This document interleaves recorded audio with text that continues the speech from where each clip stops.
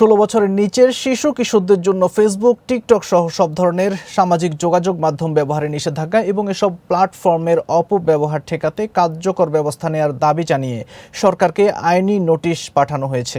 বৃহস্পতিবার legal voice ফাউন্ডেশনের পক্ষে সুপ্রিম কোর্টের আইনজীবী ব্যারিস্টার সানাউল্লাহ নূরি এ নোটিশ পাঠান।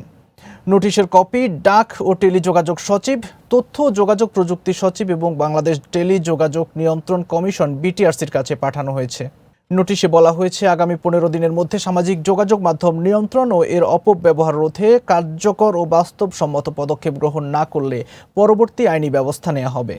এতে আরও উল্লেখ করা হয়, Facebook, Instagram, WhatsApp, TikTok, Snapchat ও ইউটিউবের অতিরিক্ত ব্যবহার শিশু কিশোরদের ওপর নেতিবাচক প্রভাব ফেলছে।